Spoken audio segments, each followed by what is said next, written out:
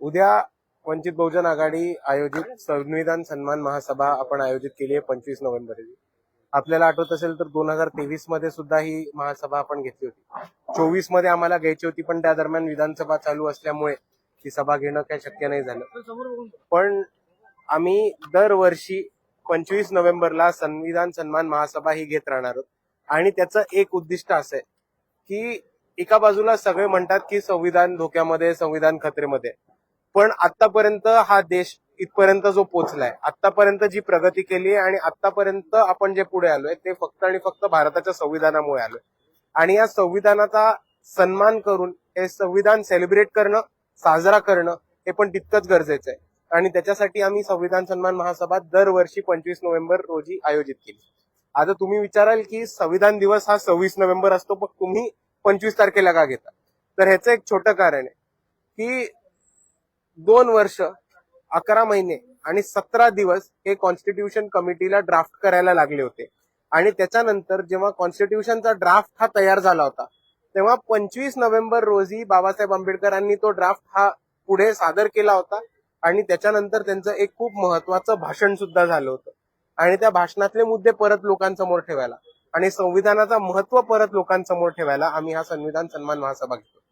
विरोधकांनी संविधान वाचवायची मुदत काही वेळा पूर्वी केली आणि आता त्यानंतर त्या विरोधकांकडूनच मतदान प्रक्रियेत घोळ होते असं म्हणत निवडणूक आयोगाच्या भेटी घेतल्या जातात. त्यानंतर विनंती केली जाते की मतदार याची निश्चित करा वगैरे.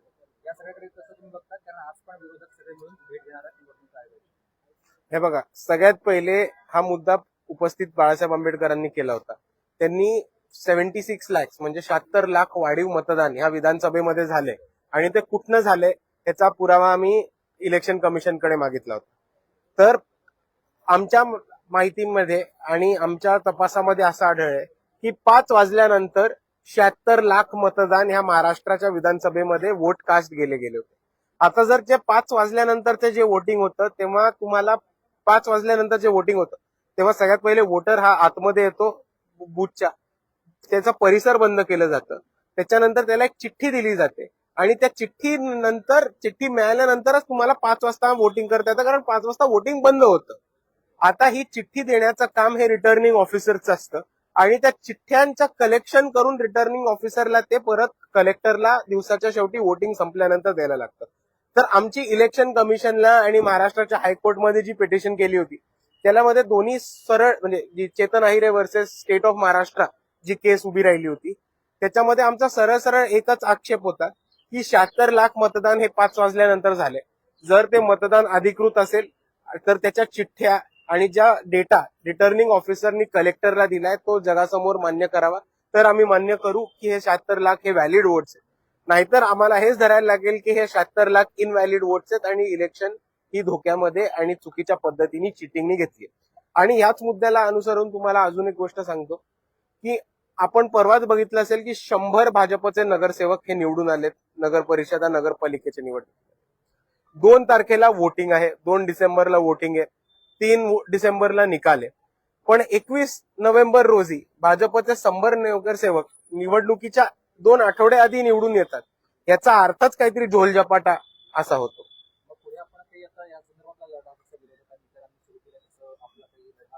हे बघा, विरोधकांच्या आधी बाळासाहेब आंबेडकर यांनी हायकोर्टामध्ये गेले होते, हायकोर्टामध्ये याचिका सुद्धा दाखल केली होती. आणि तेव्हाच आम्ही विरोधकांना आमचे दरवाजे उघडे करून हात मिळवणीचा प्रयत्न केला होता आणि सगळ्यांना सांगितलं होतं की आम्ही ही पिटिशन घेऊन कोर्टात जातोय. हे बाळासाहेब आंबेडकरांनी ट्विट सुद्धा केलं होतं, प्रेस कॉन्फरन्स घेऊन सुद्धा सांगितलं होतं आणि इतर पक्षांना खुलं पत्र सुद्धा लिहिलं होतं. आणि त्याच्यामध्ये आम्ही असं मांडलं होतं की आम्ही हा डेटा घेऊन इलेक्शन कमिशनकडे जातोय.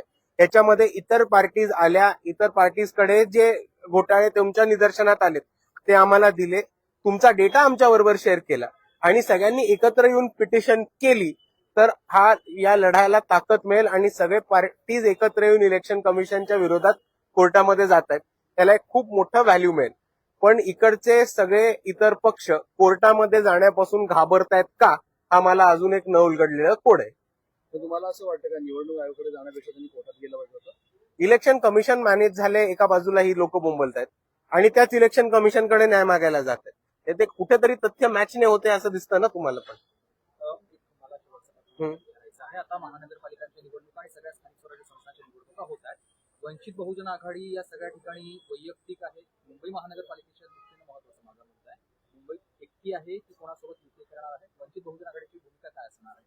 वंचित बहुजन आघाडीची भूमिका खूप क्लिअर बाळासाहेब आंबेडकरांनी आधीच क्लिअर केली आहे की स्थानिक स्वराज्य संस्थेच्या निवडणुका आहेत ह्या कार्यकर्त्यांच्या आणि स्थानिक लोकांच्या निवडणुका असतात आणि त्याची अख्खी रिस्पॉन्सिबिलिटी आणि अथॉरिटी म्हणजेच जबाबदारी ही स्थानिक नेत्यांवरती पक्षांनी ऑलरेडी दिलेली.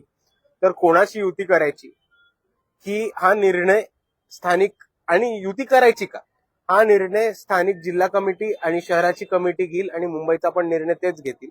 फक्त याच्यामध्ये आमचं एक क्लिअर अंडरस्टँडिंग होतं की भाजप आणि भाजपचे मित्र पक्ष यांच्यासोबत आम्ही युती करणार नाही आणि सन्मानपूर्वक युती नाही झाली तर आम्ही त्या युतीमध्ये बसणार नाही.